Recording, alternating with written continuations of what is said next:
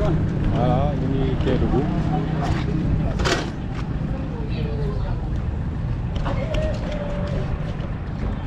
Bonjour la famille, bienvenue. Voilà, aujourd'hui nous allons faire le trajet Kédougou-Dindéfelo. Comme vous pouvez le voir, Badou, notre guide, est venu nous chercher à moto. Donc voilà, là nous sommes dans les rues de Kédougou. Donc, moi je voyage avec le petit frère de Badou, puisqu'on est deux. Badou, lui, il s'en va avec mon ami. Donc voilà. Normalement, c'est un voyage qui va durer maximum 45 à 1 heure de temps. Voilà, Dindéfelo, Kédougou. C'est un trajet qui peut se faire par voiture 7 places, le transport en commun, mais ça peut se faire aussi à moto. Voilà, comme vous pouvez le voir, notre guide est venu nous chercher. Donc, pour vous rappeler que nous allons visiter les chutes de Dindéfelo. Allez, on y va ensemble.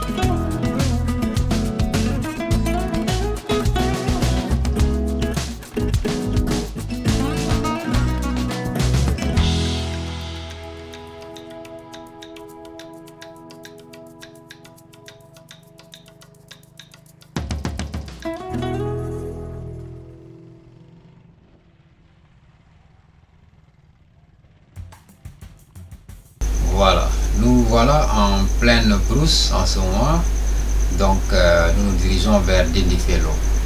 Dindéfelo est un village situé dans la communauté rurale de Bandafassi. Donc Bandafassi est une communauté rurale, c'est le chef-lieu de l'arrondissement de Bandafassi dans le département de Kédougou, région de Kédougou. Deux villages de la communauté portent aussi le nom de Bandafassi Peul et Bandafassi Tanda. Donc Bandafassi, les localités les plus proches sont Landjeni, Patassi, Gingara, Silakunda, Etato, Eatika, Undukoni et Angenyapissa. La communauté rurale se trouve en pays bédique, d'où le nom de Bandafassi Tanda, c'est-à-dire bédique. Mais une partie de la population est d'origine Peul, d'où le nom de Bandafassi Peul. Selon le PEPAM, Programme d'eau potable et d'assainissement du millénaire, la communauté rurale de Bandafassi compte 21 764 personnes et 2361 ménages. La même source attribue à Bandafassi Peul 469 habitants et 51 ménages. À Bandafassi Tanda, on compte 374 personnes pour 41 ménages. Un observatoire de population de la santé, Bandafassi produit des études démographiques très détaillées.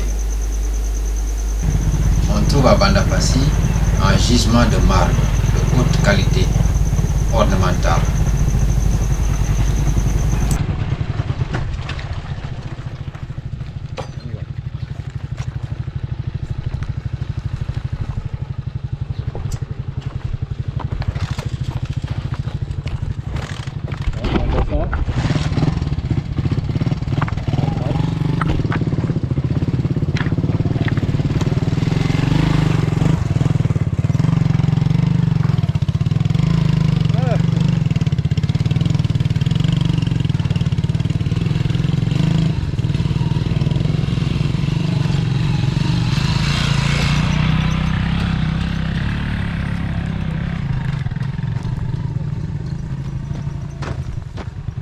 Ouais.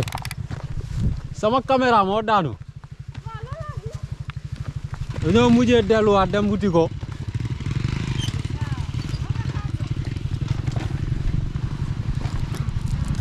xawoon naa yàq sama voyage quoi. Moi c'est que ma jooy si diggante bi.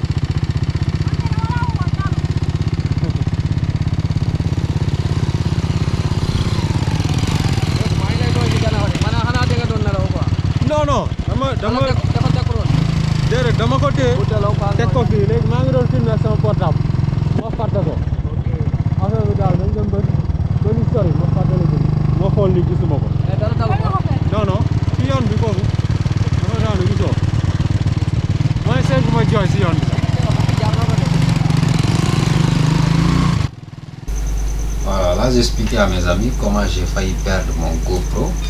Parce qu'en venant en cours de route, à un moment donné, j'ai arrêté de filmer et puis voilà, je sais pas, mon GoPro est tombé et il a fallu qu'on retourne sur nos pas et heureusement on a trouvé le GoPro sur la route, personne ne l'a pris. Voilà, on a eu beaucoup de chance.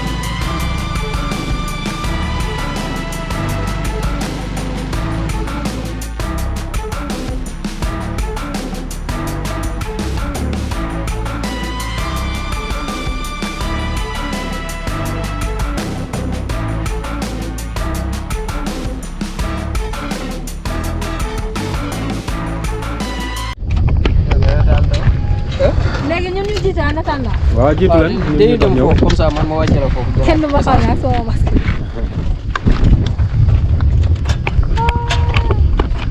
ñu dox dem garaawul voilà ñu ngi nii di dox ah jëriñ yi ñun jëriñ yi dañuy dox quoi.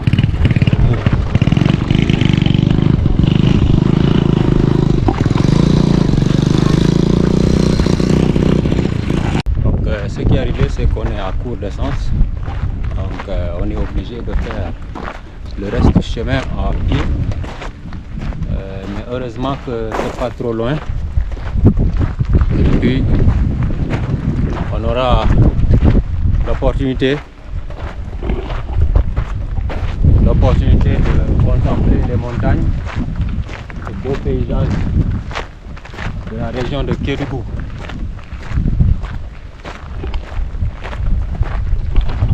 Voilà.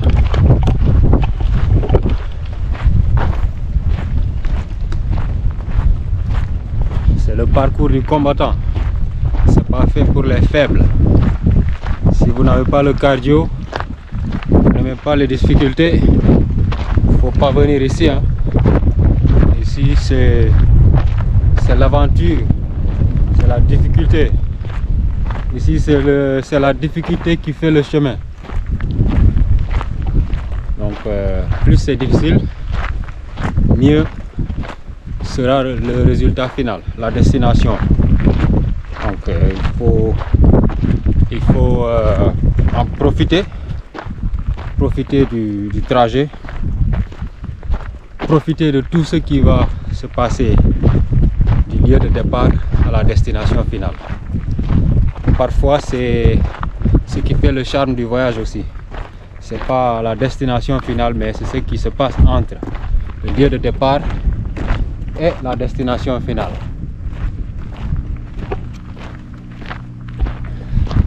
Yep. Voici mon chauffeur. C'est pas heureusement qu'on est à court d'essence ici tout près du village. Si c'était en pleine brousse, je ne sais pas comment on allait faire. Parce que c'est tellement enclavé, tellement éloigné qu'on ne peut pas marcher. C'est à peu près, on a fait combien de kilomètres? 35 ou 25 kilomètres. Donc on n'aurait pas pu marcher tout ce chemin là. Voilà.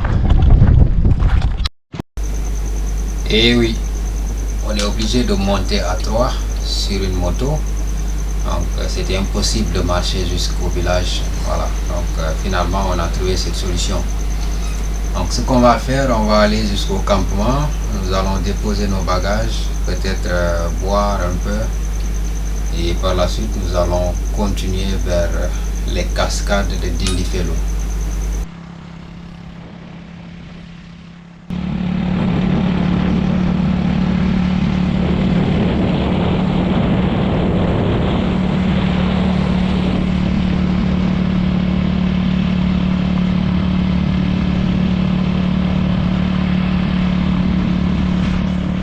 Donc on est arrivé à destination. Sakwi. On est au village de Ségou. C'est pas loin de la frontière au Conakry. Voilà. Village de Ségou. C'est comme au Mali.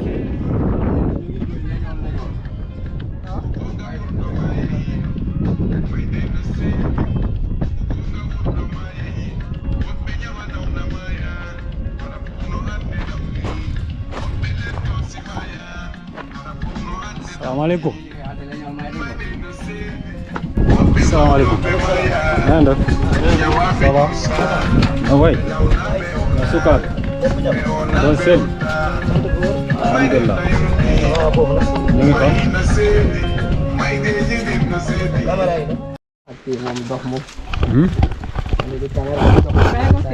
Non, bii moom da ngay taal rek jarul ngay xool. Ngay taal rek téye noonu. Bii moom même booy daw sax moom day continuer rek.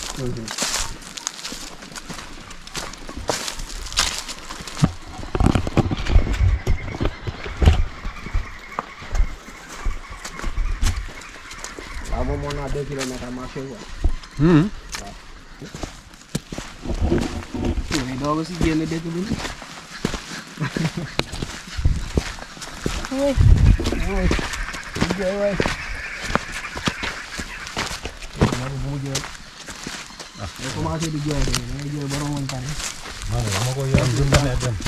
maa ngi ne kii est-ce que xam na fii yow da nga may xalaat ñun bi ñuy jógee première fois jógee Dakar ñëw Kédougou boy laal dama yegg boy lendemain mënuma sax liggéeyu normal ciao fii moo xamal tax mu sore nii fii sore na de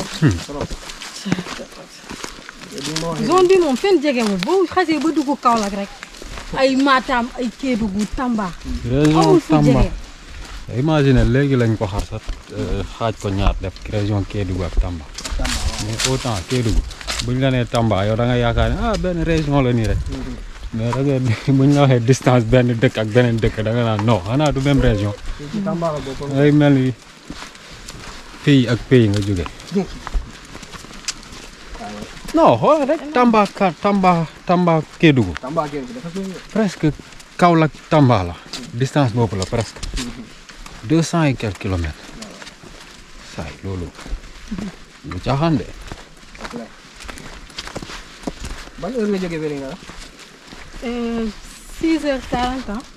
ci garage bi waaw sama réveil bi daa sonné ma kon ne ba di sama tante moo ma ñëw yee.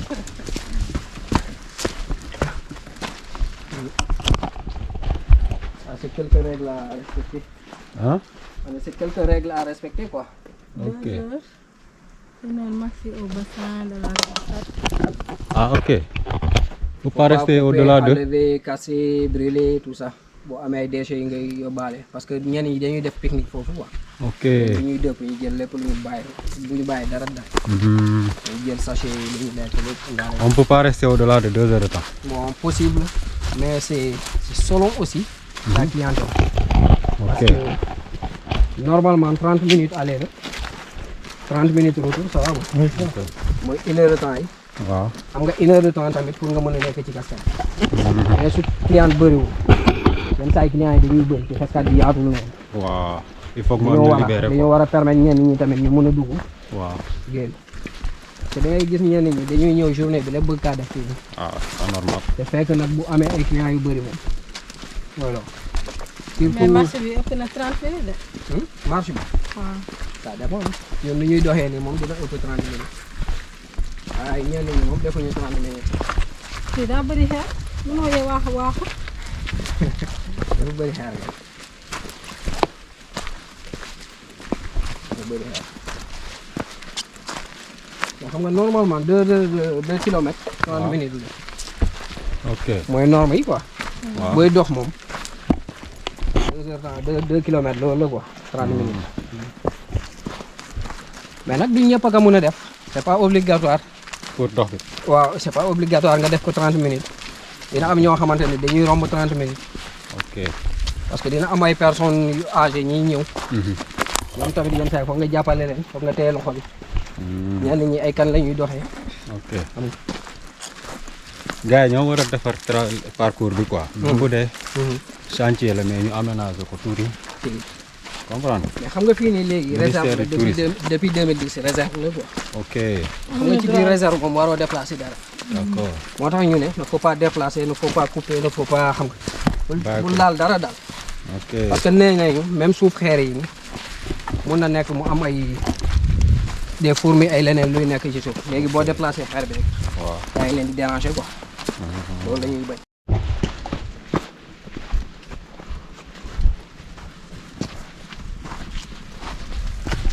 seen daal bi fii yan sama dal yi waaw. non non carton la de bu ko gis nii genre sagar la ak ay kii ci biir gisul quoi non xanaa talon yi rek mooy plastique li ci des moom sagar kese la sama voyage rek laa koy sol man kay dama gis seen daal man mii sax seen daal daal yi. di terrain la quoi. waaw lii mooy mais sama dina bëree màdd de. benn ngi. waaw xanaa màdd yi mën nañ ko laaj. mais instant bi nii du bonne saison bi quoi. non bu ñoree laa. bu ñoree waaw dañu koy dindi. ah yéen a bind si place bi buñ tàgg. non dañu koy dindi malgré xam nga yenn conditions yi moom c'est mënoo ko respecté à la rek. non à la lettre moom mënoo ko respecter parce que boo xoolee sax ñun suñu femmes yi fii la ñuy ñëw fóot normalement même loolu ci protocole bi waruñu woon dugg fii nii. parce que Ok. ça fait partie des zones les plus protégées de la réserve.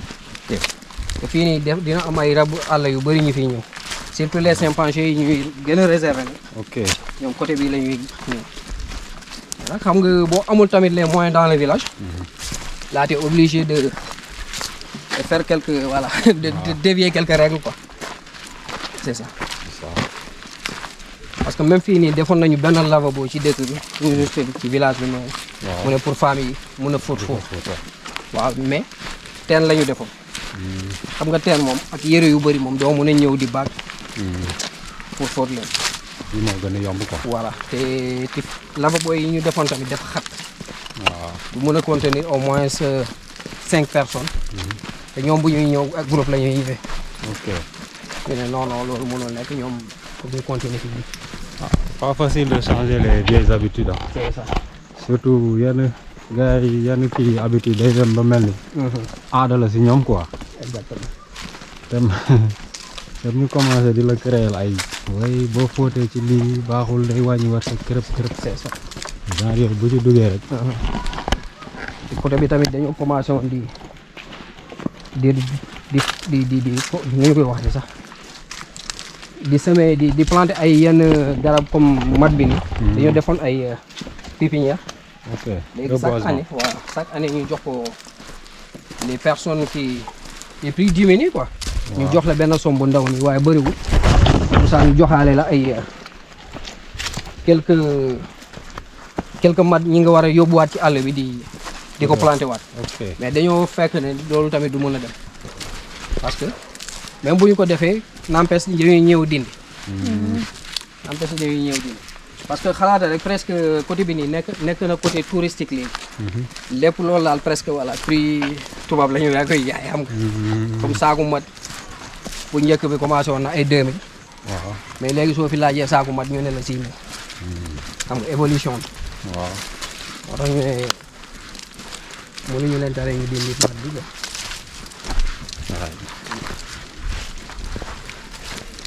ci premier campement bi fii la nekkoon fii. yaa ngi filmé de.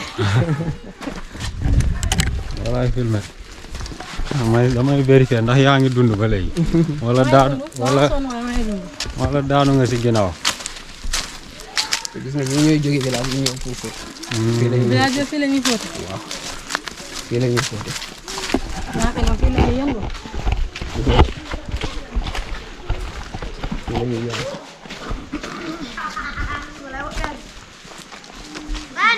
ça va. ah non ah yow. non. Onu yata nono gere mo fewdnema ono jokke ha jumo non hondu. ange labedema boy sawa a welde awa